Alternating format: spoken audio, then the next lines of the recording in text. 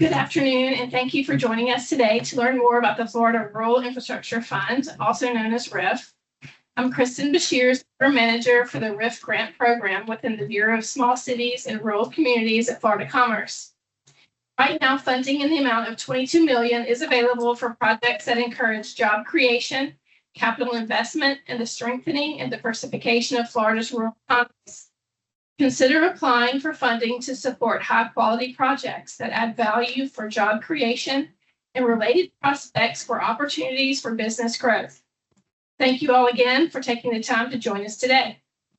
We hope that today's informational webinar will benefit your project development efforts, and we look forward to supporting projects that will have positive, long-term impacts on your residents, businesses, and local economy.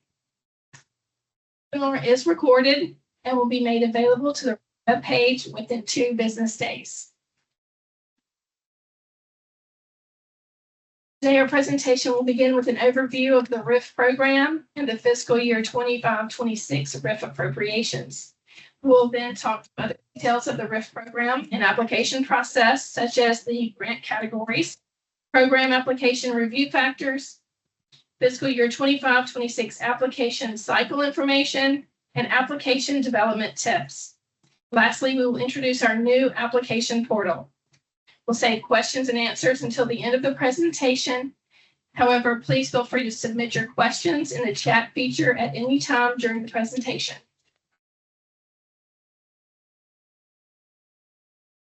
The Rural Infrastructure Fund program is a state-funded grant program administered by Florida Commerce's Bureau of Small Cities and Rural Communities.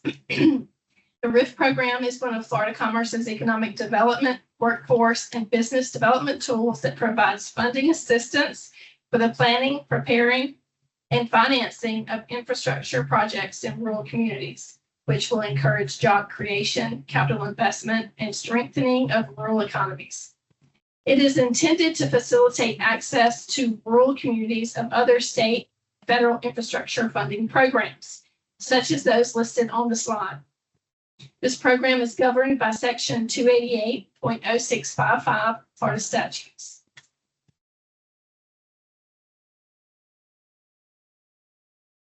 The 2025 legislature appropriated a total of $22 million for the RIF program.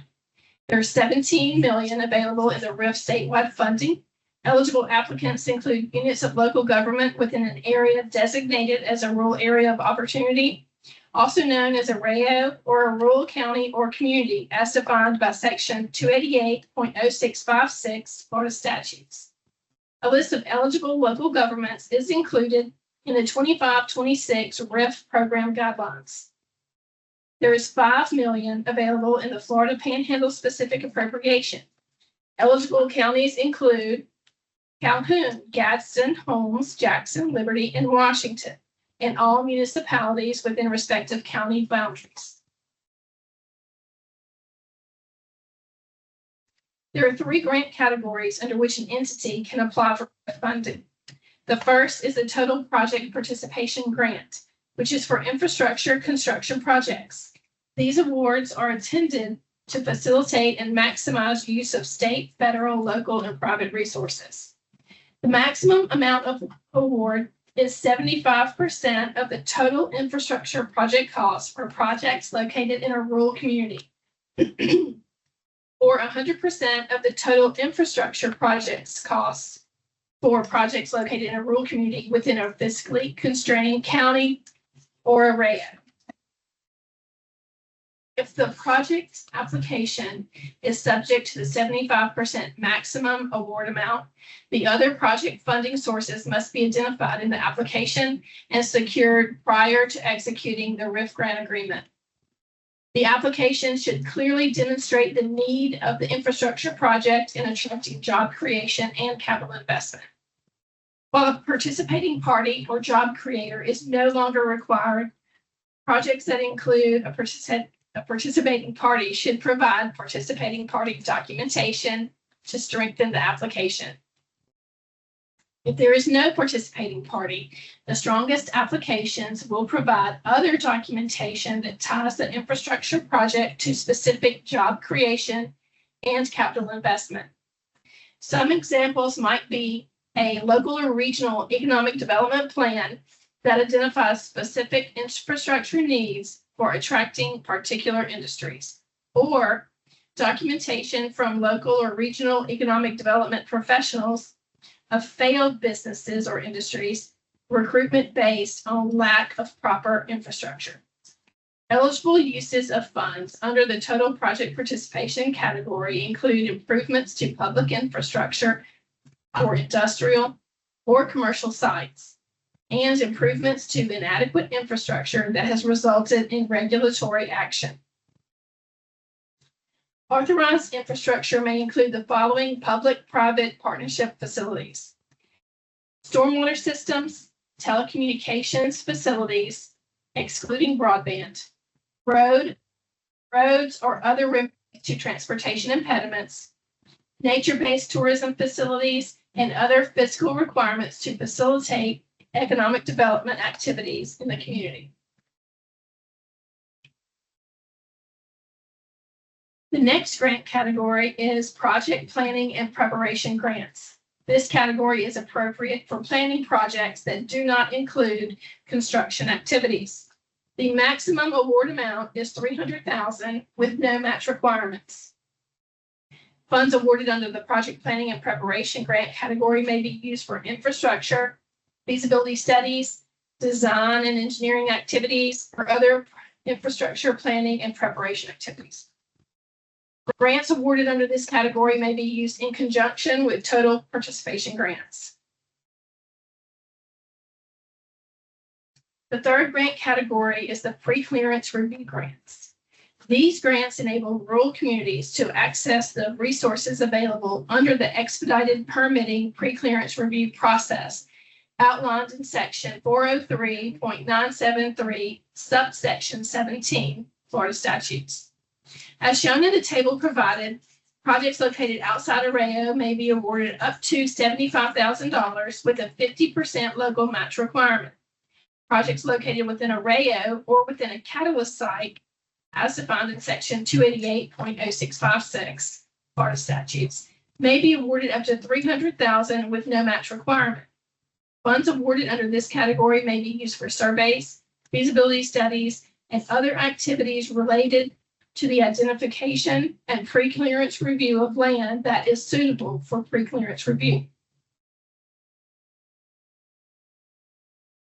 Evaluation of all applications, no matter the grant category, will include, yet may not be limited to, evaluation of the economic benefit of the project and its long-term viability, project's potential for enhanced job creation or capital investment, demonstration and level of public and private commitment.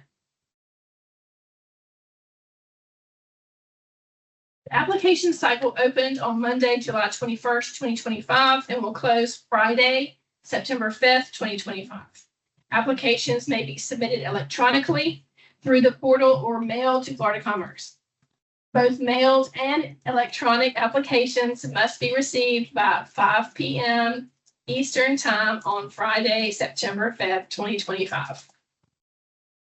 Application submission requirements and instructions, program guidelines, and other relevant information is available on the RIF webpage, floridajobs.org/RIF. Now we'll go over some application development tips. Part 1 is the applicant profile. This section includes contact information with a local government applicant, including the applicant project contact. This contact should be the person that can respond to specific questions regarding the application or the proposed project. Next is part 2, the demographics and area data section. This section will auto-generate from the information entered in part 1. Part 3 is the project description and timeline. The project description should begin with a clear statement of what RIF funds will be used for. For example, the project proposes to use RIF funding to provide wastewater services to the project XYZ site, including improvements to the wastewater treatment plant and extension of wastewater lines to the site. Application instructions provide specific information that should be included in the project description.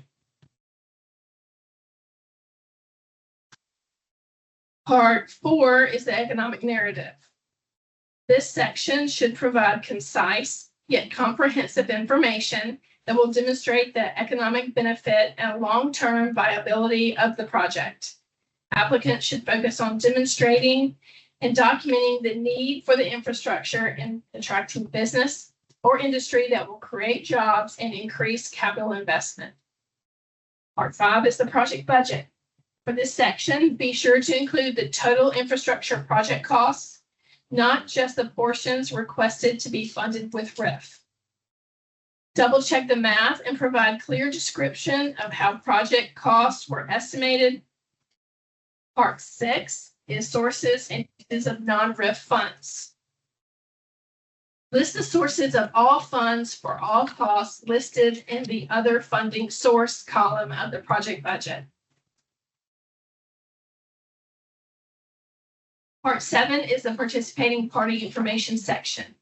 As mentioned previously, a participating party is no longer a requirement for total project participation grants. However, having a participating party provides demonstration of direct economic benefit and specific job creation. Part 8 is the application authorization. Applications must be signed by the chief elected official or delegated representative. Applications signed by a representative other than the chief elected official must include a letter or a delegation signed by the chief elected official. And lastly, Part 9 is the supporting documents section. This section allows you to upload any supporting documents that will help strengthen your application. Now we will go over the new application portal. The images on the slides shows the main page of the portal. The application portal is also linked on this slide. We will also have a walkthrough technical assistance video available on the RIF page.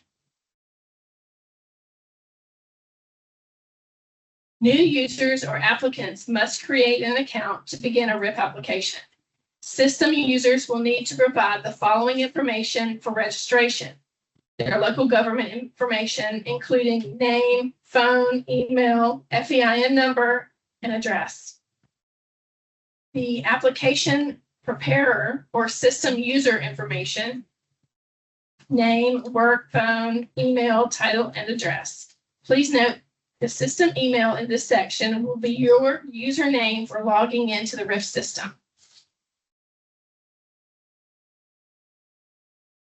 Upon submission of the required information, system users will receive the following link to create a password to the portal and start their RIF application.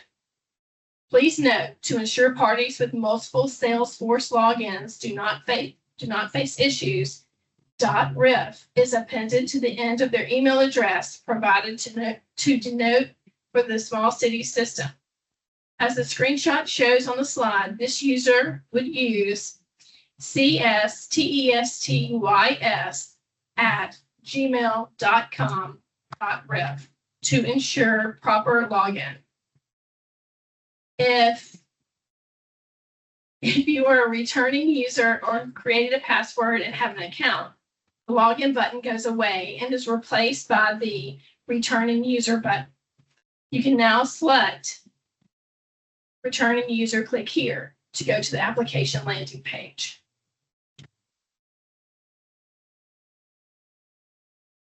Application landing page features: the Apply Now button to begin an application, the My Applications button to review your completed submissions and active applications, program information, and other resources and information hyperlinks.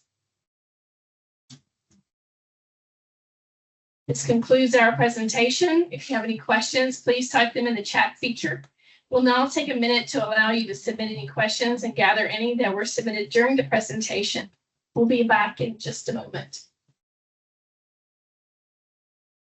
We have a couple of questions. The first question is, can more than one application be submitted? That was answered. Yes, more than one application can be submitted. There needs to be one application per project. Who can submit the application? Only the government partner or can the independent economic development organization submit? Yes, an independent organization, economic development organization, consulting firm, they can all submit, but it's the governmental entity that receives the funds.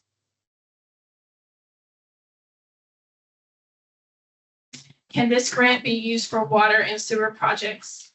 Absolutely, 100% water and sewer infrastructure.